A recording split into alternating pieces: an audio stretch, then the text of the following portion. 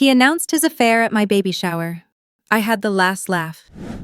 The moment my husband of 5 years announced he was leaving me for our children's nanny during my second baby shower remains surreal in my memory. I was 33, 7 months pregnant with our daughter. Balancing a paper plate of untouched cake on my rounded belly when Drew tapped his champagne flute with a silver spoon. "I have an announcement to make," he said, smiling with the confident entitlement of a man who has never once worried about the consequences of his actions. The 20 guests, mostly my friends and family, fell silent, likely expecting a sentimental toast about expanding our family. My mother was filming on her phone. My best friend Emma was mid-bite into a cupcake with blue frosting that matched our Twinkle Twinkle Little Star theme. My sister Rachel had just returned from the kitchen with a fresh glass of the non-alcoholic punch we'd spent hours perfecting the day before. "While this is ostensibly a celebration of our second child," Drew continued, swirling his champagne with practiced sophistication, "it seems like the appropriate time to be honest with everyone." He cast me a glance that contained not an ounce of remorse. "Phoebe and I will be separating after the baby is born. I've fallen in love with Madeline, and we've decided to start a life together." Madeline, our 25-year-old nanny, stood in the corner by the gift table, her cheeks flushed but her posture radiating triumph. She'd been with us for just over a year, hired to help with our son Jackson when I was struggling to meet my third novel's deadline. Drew had insisted we needed her despite the cost, overriding my suggestion that his mother could help part-time. "Darling, my mother doesn't have Madeline's energy or education," he had said dismissively. "We need someone who can keep up with Jackson's development. He's gifted, you know." I read that article about how the first 3 years are crucial for brain development.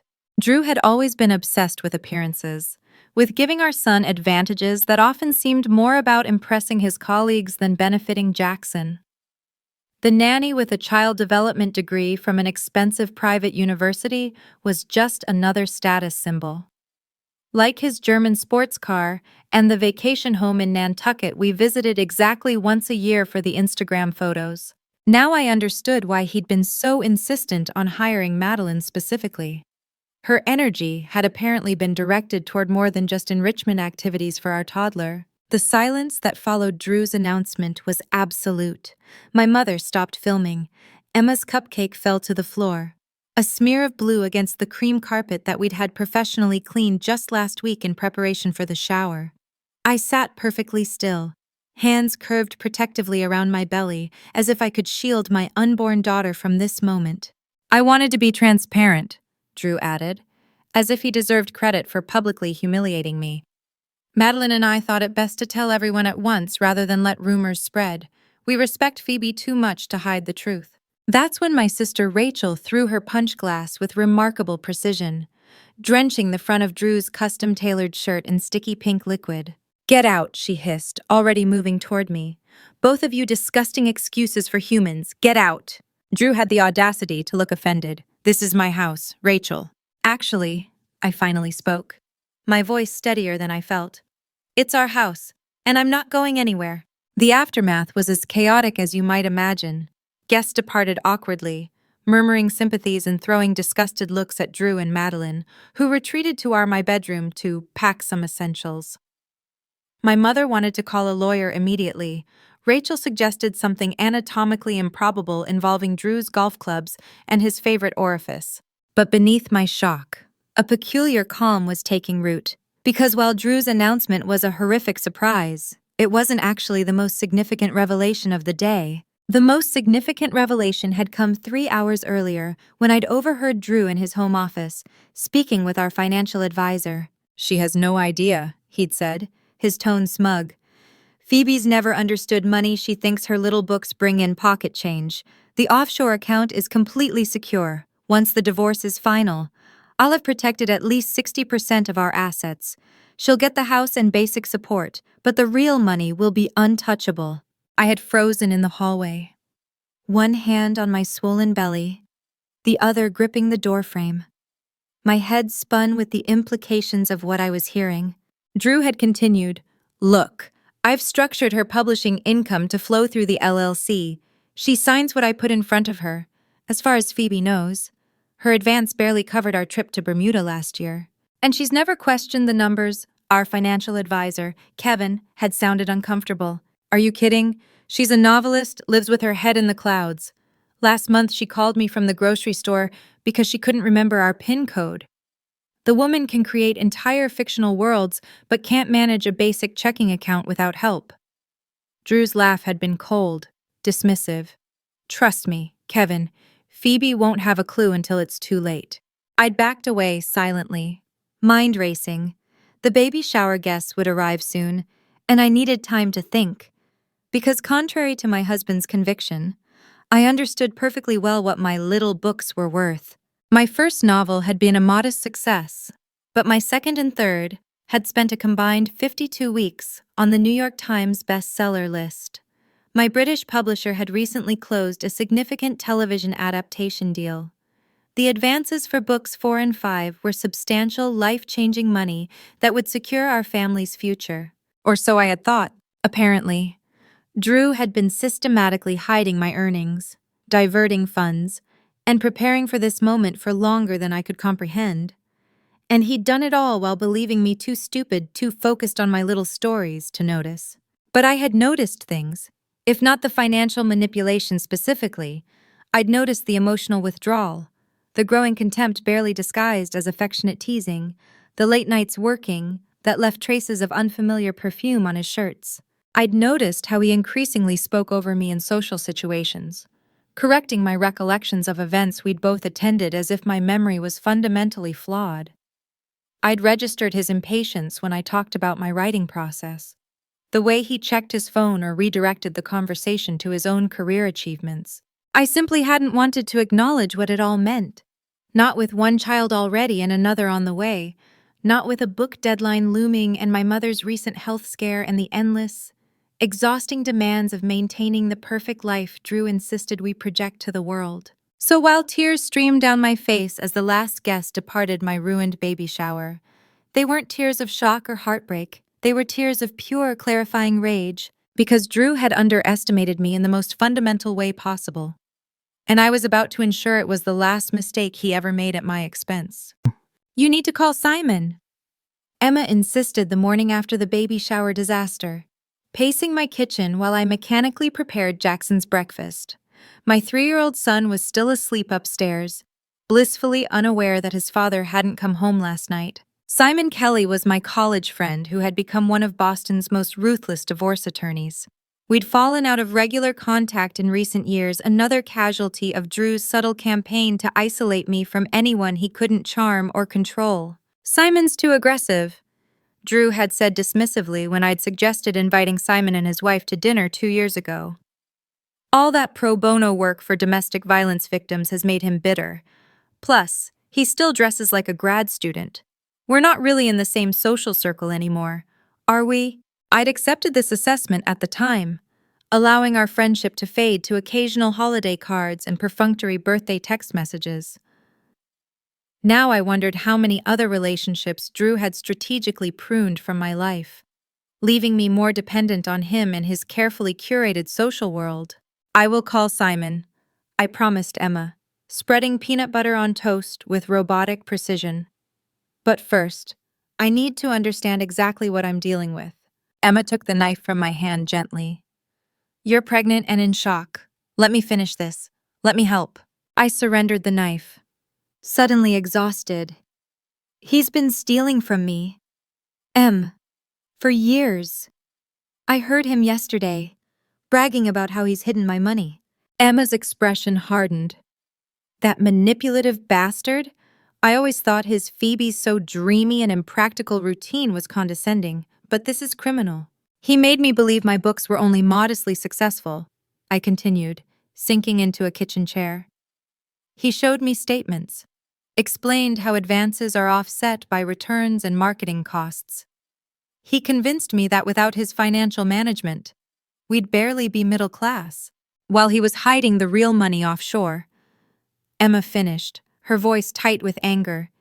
Phoebe, this changes everything. This isn't just about the affair, this is systematic financial abuse. I nodded. one hand absently stroking my belly as the baby kicked vigorously, as if responding to my distress. I need to be smart about this. Drew thinks I'm an emotional, scatterbrained creative who can't handle practical matters. That's going to be his fatal mistake.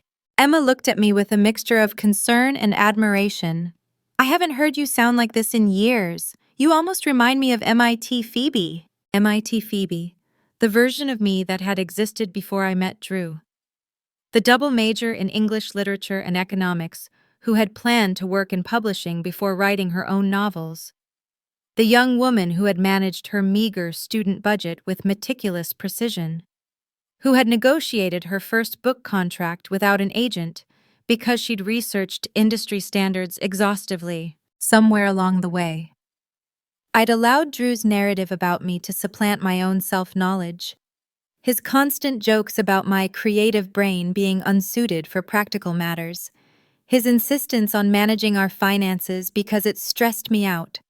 His gentle mockery whenever I questioned his decisions, all of it had gradually eroded my confidence in areas outside my writing. MIT Phoebe would never have let this happen, I said quietly. Emma shook her head firmly. No victim blaming, not even from yourself. Drew is a manipulative, gaslighting thief who took advantage of your trust.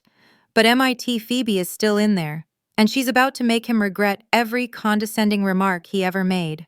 After putting Jackson down for his nap later that afternoon, I began my investigation in earnest. Drew had always insisted on handling our finances. You focus on your creative work, I'll deal with the boring money stuff, and I had acquiesced, believing it a fair division of labor while I juggled writing and motherhood. Now I logged into our online banking using the password I wasn't supposed to know. Drew had entered it once while I was watching, never suspecting I would remember the complex string of characters after seeing it just once. He'd always found my memory for details cute but impractical, never recognizing it as the same skill that allowed me to keep track of complex character arcs and narrative threads across hundreds of manuscript pages. What I discovered confirmed my worst suspicions. Regular transfers to accounts I didn't recognize. Investment statements showing significantly lower returns than the actual performance of those funds based on publicly available information.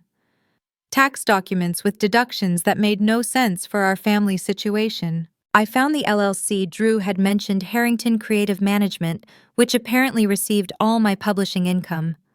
The statements I had access to showed modest payments flowing from the LLC to our joint account, the pocket change Drew had condescendingly referenced.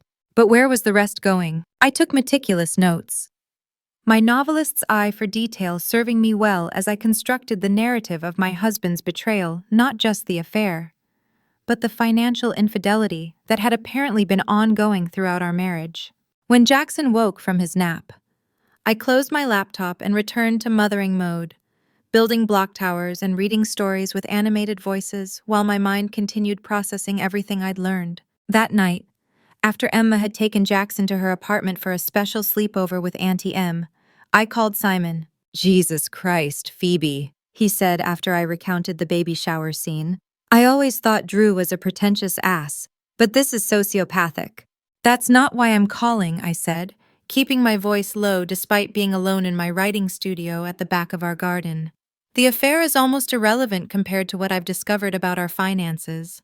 I detailed my findings, and Simon's initial outrage transformed into calculating focus. "This is serious, Phoebe. What you're describing isn't just divorce planning, it's potential financial fraud. We need to move quickly, but carefully.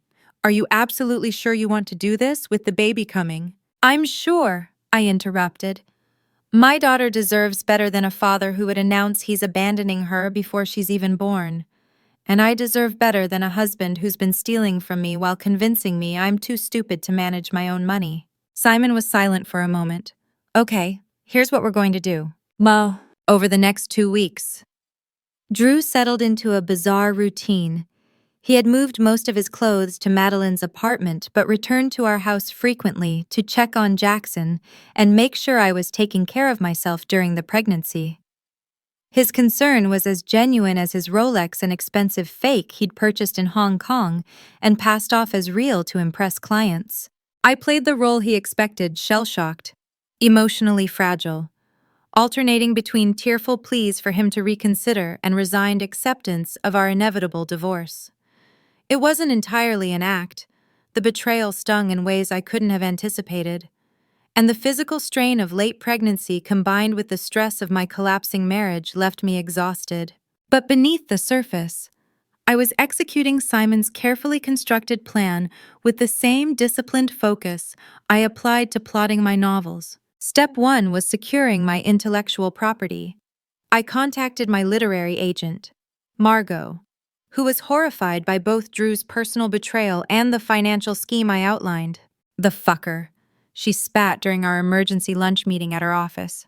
I knew something was off when he started attending your contract meetings. All those questions about payment structures and tax strategies, I assumed he was just being thorough. He's been intercepting communications about my actual earnings, I explained, showing her the email forwarding rules I'd discovered on our shared computer. Every message from you or the publishers was automatically redirected to his account before I could see it. Margot connected me with the publishing house's legal team, who confirmed what I suspected. Drew had established a limited liability company that effectively gave him control over my earnings while maintaining the appearance of joint management.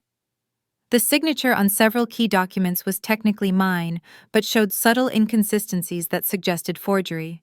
We can address this immediately, the lead attorney assured me. Your new contracts won't have any connection to these entities, and we'll begin the process of auditing past payments. How could he possibly think he'd get away with this? Margot asked, incredulous. I smiled grimly. Because he genuinely believes I'm intellectually inferior to him. Last month he explained compound interest to me, Margot, as if I hadn't double majored in economics. Step 2 was gathering comprehensive evidence of Drew's financial manipulation. Simon connected me with a forensic accountant who specialized in high-conflict divorces. Your husband got sloppy, Alicia informed me after 3 days of analyzing the records I'd provided. He's been tracking his maneuvers in an encrypted spreadsheet, but he used your son's birthday as the password. Classic narcissist move, choosing something meaningful to himself, but that he assumes you'd never think to try. The spreadsheet was a roadmap to Drew's deception accounts in the Caymans and Singapore, investments made in his brother's name to obscure ownership. Systematic underreporting of my income while overreporting his contributions to our household. The good news, Alicia continued, her expression brightening, is that Massachusetts is an equitable distribution state with a strong stance against this kind of financial misconduct. Once this is presented to a judge, your husband will be lucky if he's left with his monogrammed socks. He has 17 pairs, I said absently. Custom made in London during his last business trip, charged to our joint credit card under the category Client Gifts. Alicia made a note. That level of detail is exactly what helps build our case. Keep documenting everything. Step 3 was the most difficult, maintaining the charade of ignorance while Drew continued his sporadic visits home, playing the part of the conflicted husband torn between his pregnant wife and younger lover. He brought groceries, asked about my obstetrician appointments, and even attended Jackson's preschool music performance, standing beside me as if we were still a normal family. Jackson's rhythm is extraordinary, Drew had commented afterward, recording the event on his phone. I've read that musical ability is hereditary. He obviously gets it from my side. Didn't my mother mention my childhood piano lessons?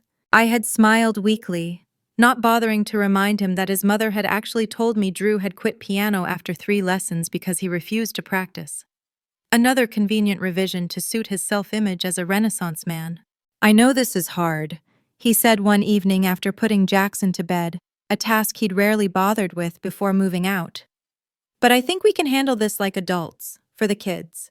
I nodded, eyes downcast. I'm trying, Drew. That's my girl, he said, patting my hand with the unconscious condescension that had become his default mode of interaction with me. I knew you'd be reasonable once the initial shock wore off. Maybe next week we can talk about the separation agreement my lawyer drafted. Nothing complicated, just a straightforward division of assets that ensures you and the kids are comfortable.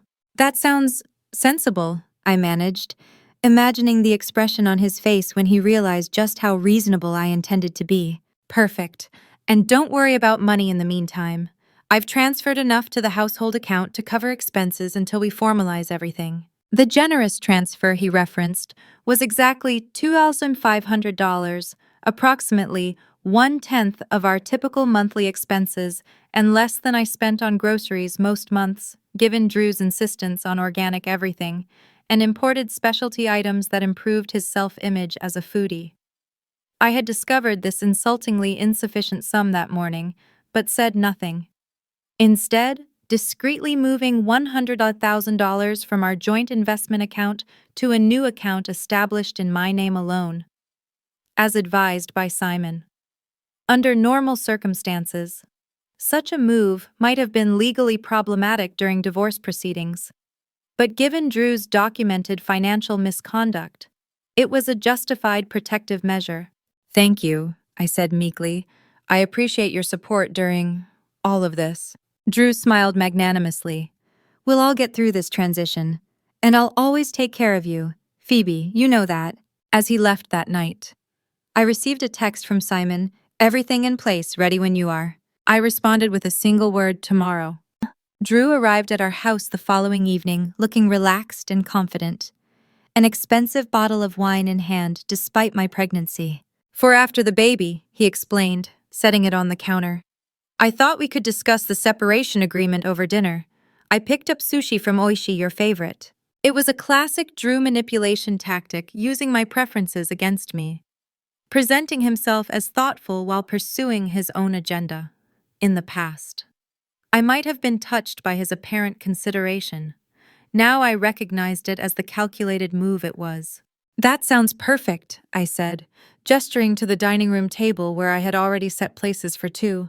Jackson was spending the night at my sister's house, an arrangement that had provoked no curiosity from Drew, who rarely kept track of our son's schedule. We sat across from each other, the tableau of domestic normalcy entirely at odds with the situation. Drew opened containers of sashimi and specialty rolls while chatting about his day as if this were any ordinary evening, as if he hadn't publicly humiliated me 2 weeks earlier. "The Anderson merger is finally coming together," he said, deftly using chopsticks to create a perfect bite. "My team has been working nights to finalize the details. Charles mentioned you might call him about that charity auction committee. Honestly, I'm not sure that's a good idea right now. The wives are all talking, and it might be awkward." The wives. As if the women in our social circle were a homogeneous accessory unit to the men's real relationships. This had always been Drew's worldview. I realized the professional women he respected were exceptions, while wives including me were decorative support systems whose primary value was reflected glory. "I haven't called Charles's wife," I said mildly, "or anyone else from your firm. I've been a bit preoccupied." Drew had the grace to look momentarily abashed. "Of course. I just meant, well, the social dynamics will be complicated while everyone adjusts. I want to protect you from unnecessary discomfort." Protect me. Another of Drew's favorite phrases, inevitably used to justify controlling my behavior or restricting my choices. "So," he said finally, pulling a folder from his briefcase, "I think you'll find this agreement very fair. The house stays with you, of course, and I'll provide monthly support for you and the children. My attorney suggested a review of the terms once the baby is a year old, just to make sure everything's working for our new arrangement." I accepted the folder without opening it. "Before we discuss your proposal, I'd like to share something with you." Drew's expression flickered with momentary concern before settling back into benevolent patience. "Of course, sweetheart, what is it?" I reached beside my chair for my own folder, significantly thicker than his, and placed it on the table between us. "This is a comprehensive accounting of our actual financial position," I said calmly. "Not the version you've been presenting to me, but the reality, my complete earnings from my books and related rights, your actual income rather than the inflated figures you've claimed, and documentation of every account you've attempted to hide, including those in Singapore and the Caymans." Drew's face went through a remarkable transformation, confusion giving way to disbelief, then anger, then an attempt at recovery. "Phoebe, I don't know what you think you've found, but clearly you've misunderstood. I've also included," I continued as if he hadn't spoken, "evidence of the forgeries on multiple financial documents, the irregular transfers to your brother's accounts, and the federal tax implications of your creative accounting practices." My attorney suggests this pattern of behavior constitutes financial fraud, which carries potential criminal penalties in addition to civil consequences. The color drained from Drew's face. Your attorney, Simon Kelly. You remember Simon? You always said he was too intense and not our kind of people. Turns out, he's exactly my kind of people right now. Drew's hand, reaching for his wine glass, trembled visibly. This is absurd. You're emotional because of the pregnancy and our situation. Whatever you think you've discovered is supported by forensic accounting experts who are prepared to testify. I finished for him. The complete report has already been submitted to the court in conjunction with my divorce filing this morning. My attorneys expect the judge will appoint a special master to oversee our assets given the extent of your documented misconduct. You filed already? Drew's voice rose an octave. Without discussing it with me first? The sheer audacity of his indignation almost made me laugh. Yes, Drew, similar to how you announced our separation at my baby shower without discussing it with me first. He pushed away from the table, running his hands through his perfectly styled hair. This is insane. You've always been dramatic. But this takes it to a new level. Whatever amateur detective work you think you've done. Actually, I interrupted again. The detective work was quite professional. It's amazing what people notice when you don't dismiss them as intellectual inferiors. For instance, did you know that your secretary, Vanessa, has kept a detailed log of your actual working hours for years?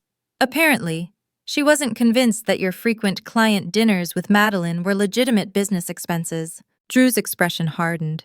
You spoke to Vanessa? She was surprisingly eager to help after I mentioned the inappropriate text messages you sent her last year, the ones she screenshotted when considering a harassment claim. This is a fishing expedition, Drew snarled, his charming facade crumbling completely. You don't have anything concrete, just speculation and misunderstandings. I reached into the folder and extracted a specific document, sliding it across the table. This is a complete record of transfers from my royalty accounts to shell companies you control. The highlighted transactions correspond directly to deposits in your Cayman account, which you accessed during our anniversary trip last year, the one where you insisted you needed to pop into the local bank to exchange currency. The blood drained from Drew's face as he scanned the document. I had been saving this particular piece of evidence. I knew exactly which transactions would trigger recognition. If you examine the last page, I added calmly, you'll see the federal tax disclosure form my lawyers will file next week unless we reach a reasonable settlement immediately. Drew's eyes widened as he understood the implications. Tax evasion charges could mean not just financial penalties, but potential jail time and outcome his reputation-obsessed psyche could barely contemplate. What do you want? He asked, his voice barely audible. A complete accounting of all assets, return of all diverted funds, sole ownership of my intellectual property and related income, full custody of both children with supervised visitation until you complete parenting and ethics courses, and a division of remaining assets that acknowledges your misconduct. I recited Simon's meticulously prepared terms without emotion. In exchange, I won't pursue criminal charges or publicize the detailed findings of the forensic accounting report.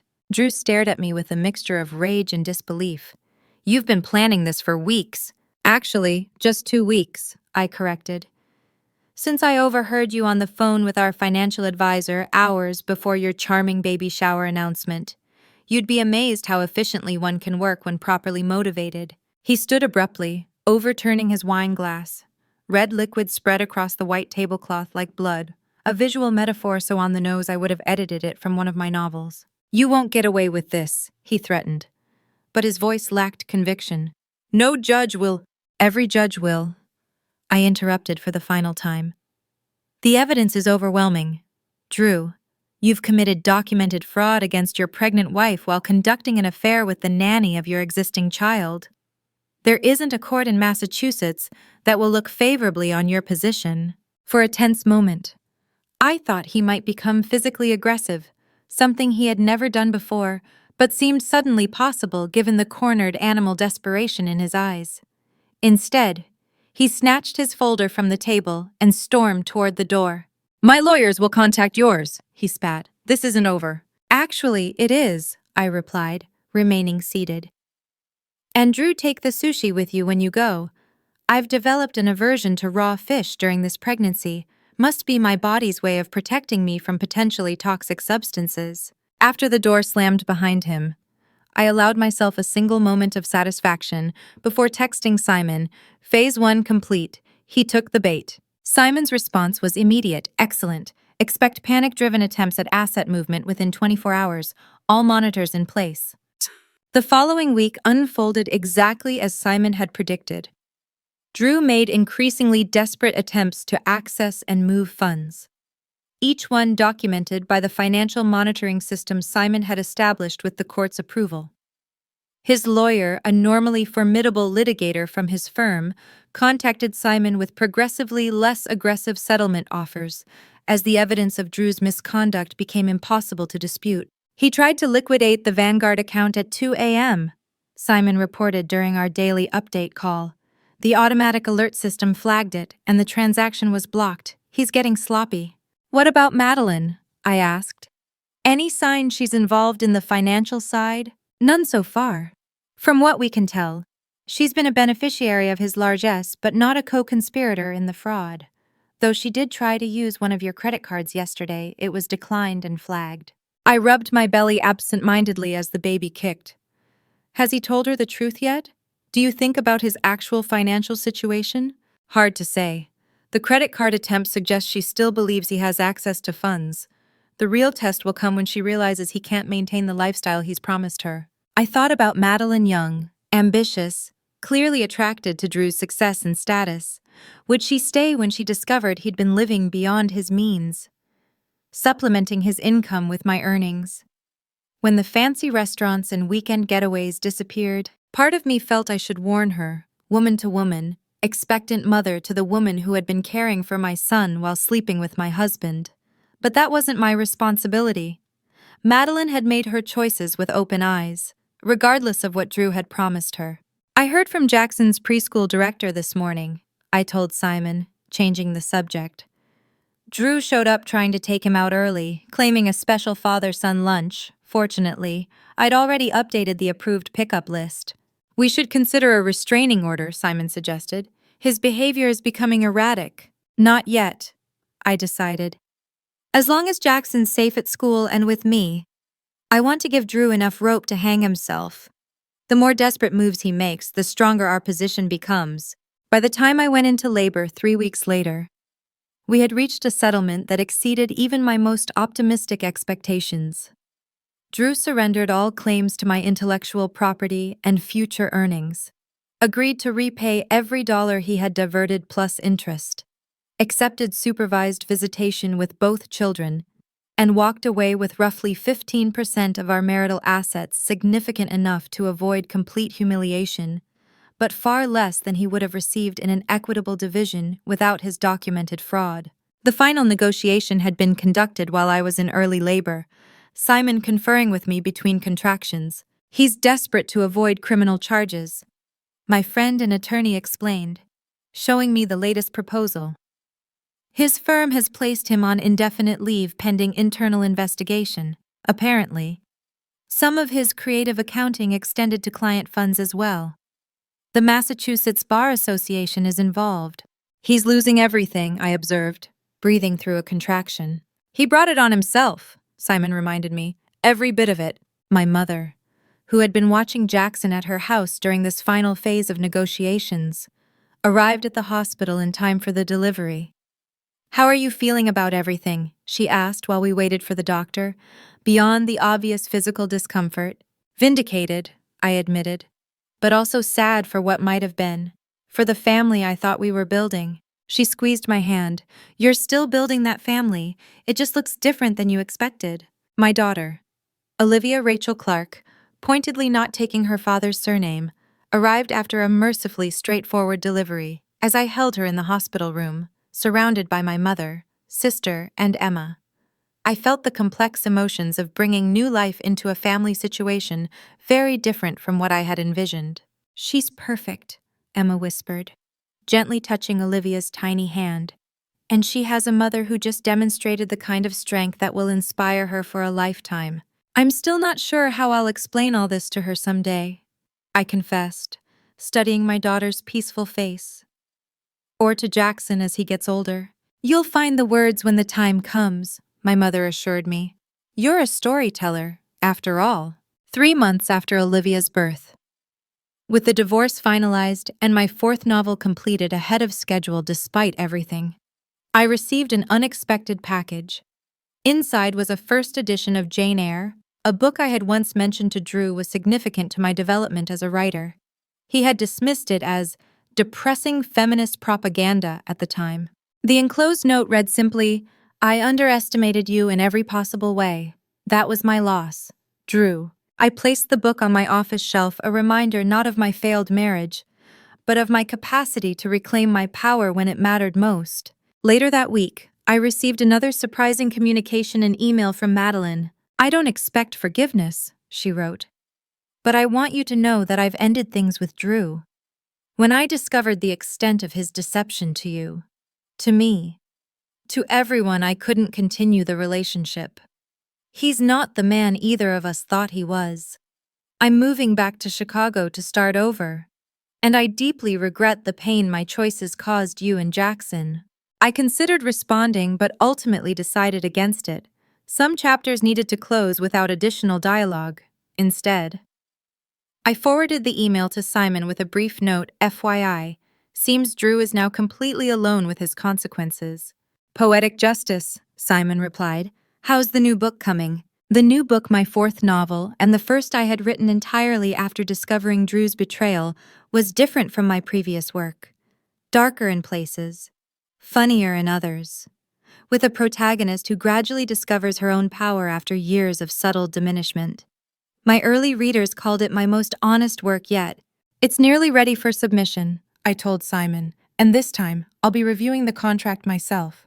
That evening, as I nursed Olivia while Jackson arranged blocks on the floor beside us, I contemplated the strange, painful journey of the past year.